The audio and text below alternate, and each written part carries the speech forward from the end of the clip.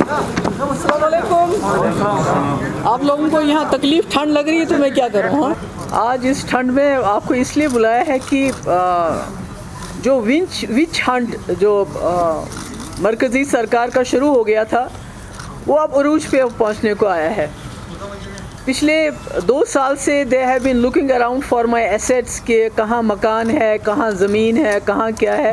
जब वहाँ से कुछ नहीं मिला तो अब इन्होंने जो हमारे रिश्तेदार हैं, हमारे दोस्त हैं, हमारे फैमिली मेम्बर्स हैं, हमारे कलीग्स हैं, उनके यहाँ छापे डालना शुरू कर दिया है। ईडी का मिसयूज़ हो रहा है। ईडी एनआईए है या ईडी है, इट हैज़ बीन वेपनाइज्ड, उसको हथियार की तरह इस्तेमाल किया जा रहा है। जैसे कि आपको मालूम है, जिस तरह वहीद को जिस दिन उसने फॉर्म भरा दूसरे दिन उसको लेके गए, तकरीबन 1 महीना उसको एनआईए ने अपनी कस्टडी में रखा और एक ही पर्पज़ था कि किसी तरीके से वहीद कोई ऐसी बात जो है मान जाए जिससे मसला मेरे तक पहुंच जाए, क्योंकि करप्शन के कोई चार्जेस नहीं है तो इसलिए टेरर के साथ इनको अटैच कर दो। तो उसके बाद उसको 1 महीना टॉर्चर करते, he was deprived of sleep, उसको सोने नहीं देते थे। को 200-250 लोगों ने उसकी इंटरोगेशन की, सिर्फ कि आप मान जाओ, अगर आप मान जाओगे तो आपको विटनेस बना देंगे और बाकी आपको छोड़ देंगे। इसी किस्म की बातें चलती रही। तो उसके बाद जो हमारे रिश्तेदार हैं, हमारे कलीग्स हैं, आज भी आपने सुना होगा कि हमारे यहाँ वो अल्ताफ़ काम करते थे, जो वो असल में दिल्ली में रेलवेज़ में काम करते हैं। आज उसके घर में छापा मारा, उसको ईडी ने बुलाया। दूसरी अंजुम फाजली जो हमारी एक एमएलए भी थी, she is also a friend of mine, उसके घर में यहाँ भी छापा मारा और दिल्ली में भी छापा मारा। कल कोई वजह बताए हुए 2 दिन पहले नईम साहब को, सरताज साहब को, मंसूर साहब को और बशीर मीर को वहाँ से उठा के ले गए। और उठा के ले गए मैं इसलिए कह रही हूँ कि कोई ऑर्डर नहीं था, there was no preventive detention order कि जो उनको दिया हो हाथ में, कोई समन नहीं, कोई अरेस्ट वारंट नहीं, उठा के ले जाते हैं और कहीं रखते हैं। और उसके बाद यहाँ कुछ मुझे मालूम नहीं है कौन है वो प्रेस वाला, मैं उसका नाम नहीं लेना चाहती हूँ, उसने शुरू किया जी मनी लॉन्ड्रिंग में उनकी पूछताछ हो रही है। आज तक उनसे कोई बात ही नहीं किसी ने की।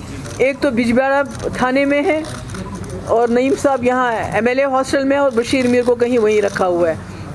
तो मैंने इसलिए बुलाया कि मैं आपसे कहना चाहती हूँ कि मुझे कई बार कन्वे किया गया कि आप जो है अपने फ्यूचर के बारे में सोच लीजिए, जम्मू कश्मीर की फ़िक्र करना छोड़ दीजिए आप।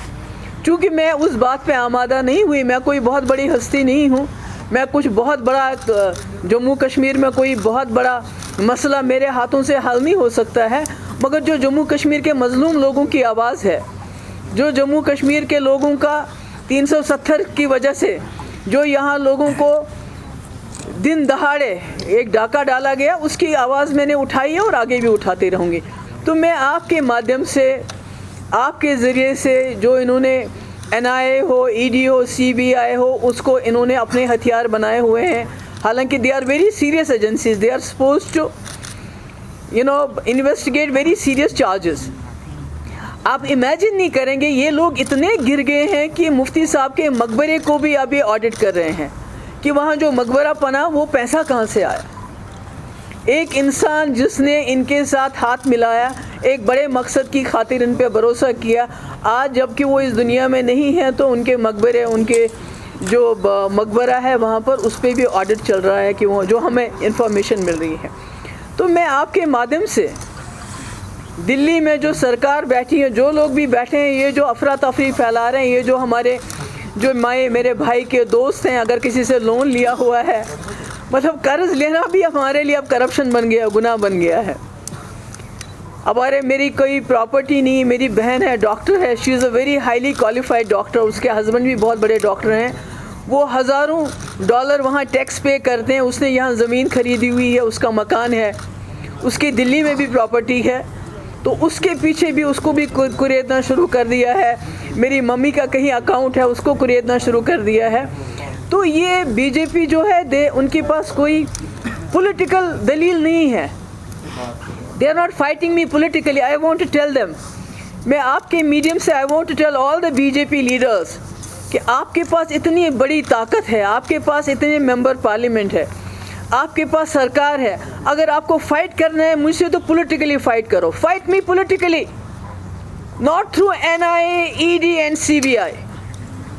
अगर मुझसे जंग लड़नी है तो पॉलिटिकली लड़ो मुझसे, ज़मीन पे कदम रख के लड़ो। ये आसमानी कभी NIA, कभी ED के छापे, कभी CBI के छापे, इसमें क्या मिलेगा आपको? मेरे पास क्या है? अगर होता तो आप मेरे वालिद के मकबरे की जाके वहाँ जांच नहीं करवाते कि ये कितने का बना है, ये कहाँ से बना है, अगर मेरे पास कोई प्रॉपर्टी होती।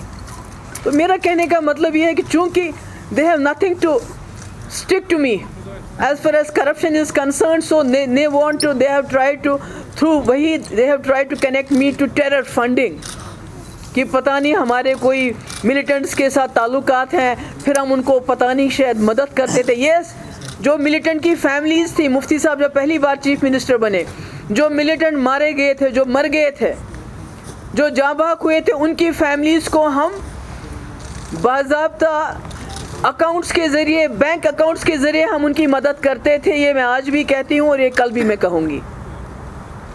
पर ये दूसरी तरफ से हमको मिलिटेंट के साथ कनेक्ट करना, वहीद को टेरर फंडिंग के साथ कनेक्ट करना, ये बिल्कुल नाइंसाफ़ी है, इनकी बुज़दिली है। They are coverts.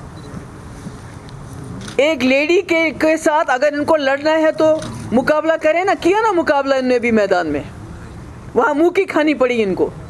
हमने सिर्फ 60 सीटें लड़ी थी, हमने तकरीबन 30 सीटें हमने उसमें से जीती। इन्होंने मेरी पार्टी की जो है उसकी ऑबिचरी इन्होंने मनाई, पिछले 2 साल ख़त्म हो गई। So if they can't fight me politically, this not my problem, it's their problem. ये ED को, NIA को, CBI का जो ये मिसयूज़ कर रहे हैं, this is very wrong. They are not, constitution की इन्होंने धज्जियाँ उड़ा दी हैं। हम जो मांगते हैं कॉन्स्टिट्यूशन के अंदर मांगते हैं, 370 कॉन्स्टिट्यूशन के अंदर, हमारा एजेंडा कॉन्स्टिट्यूशन के अंदर, मैं जो बात करती हूँ कॉन्स्टिट्यूशन के अंदर। मगर जहाँ तक जम्मू कश्मीर के डिग्निटी का सवाल है, यहाँ की इज़्ज़त का सवाल है, यहाँ की इज़्ज़त नफ्स का सवाल है, जम्मू कश्मीर के मसले का सवाल है, महबूबा मुफ्ती कभी खामोश नहीं रहेगी।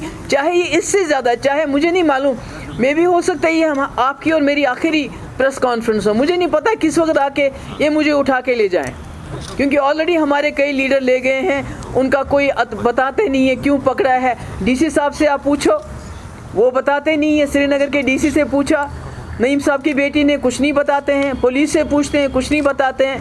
कहते हैं जी आपको प्रिवेंटिव डिटेंशन में बंद किया है, भाई ऑर्डर दो, वो ऑर्डर नहीं देते हैं। तो बिल्कुल लॉलेसनेस है। सो आई एम टेलिंग, मैं गवर्नमेंट ऑफ इंडिया को, BJP की जमातों को कहना चाहती हूँ कि अगर आप में दम है तो मेरे साथ पॉलिटिकली फाइट कर लीजिए। अपनी ये जो आपने बनाई है, अपनी रखेले बनाई हुई आपने NIA को, CBI को, ED को, जो आपने अपनी मिस्ट्रेस की तरह आप उनको इस्तेमाल करते हैं। अभी देखिए ममता बनर्जी जो रेजिस्ट करता है, स्टूडेंट्स रेजिस्ट करते हैं, उनको टुकड़े टुकड़े गैंग कह के जेलों में डाला जाता है। एक्टिविस्ट NGOs कोई काम करते हैं, उनको जेलों में डाला जाता है। आपके इस वक्त जो मुसलमान निकले CIA के ख़िलाफ़, उनको पाकिस्तानी कह के राइट्स करवाए, उनको जेल में डाला। आज आपके किसान, हमारे सरदार भाई, दूसरे भाई वहाँ बैठे हैं, उनको कहते हैं ये खालिस्तानी हैं, उनको रेट्स डाल रहे हैं। आपने सुना होगा कि कई यूनियंस के यहाँ इन्हें रेट्स डाले, और आज दिन को हमारे कई जो हमारे कुलीग्स हैं, जानने वाले, उनके यहाँ रेट डाले गए हैं। तो मैं दोबारा ये दोहराना चाहती हूँ, if you have to fight, अगर आप में जुर्रत नहीं है कि आप एक औरत के साथ पॉलिटिकली फाइट कर सकते हैं, तो मुझे लगता है इनको चूड़ियां पहन के घर में बैठना चाहिए। They have no business to be ruling this country. जब ये कानून की धज्जियां उड़ा रहे हैं, कॉन्स्टिट्यूशन की धज्जियां उड़ा रहे हैं, जो हमारी एजेंसीज़ को हैं उनको मिसयूज़ कर रहे हैं। आई डोंट थिंक कि इनके पास कोई मॉरल अथॉरिटी है। इन्होंने जो भी कानून लाते हैं, लोग सड़कों पर से किया, कॉन्स्टिट्यूशन के ख़िलाफ़ था, लोग सड़कों पे आ गए। 370 को गैर आईनी तरीके से हटाया, जम्मू कश्मीर को टेरराइज करके यहाँ के लोगों को खामोश करके रखा है। इसी तरह किसानों के खिलाफ लॉ लाया, आज लाखों तादाद में लोग किसान सड़कों पे हैं। सब खत्म कर दिए इन्होंने, इस मुल्क की बर्बादी कर दी। मगर अगर मुझसे लड़ना है, let them fight me politically. मेरी फैमिली को, मेरे दोस्तों को, मेरे कलीग्स को इसमें इस्तेमाल ना करें। अगर मुझे पकड़ना है, अगर मुझे बंद करना है, they should come straight to me, not go to my family, not go to my party people.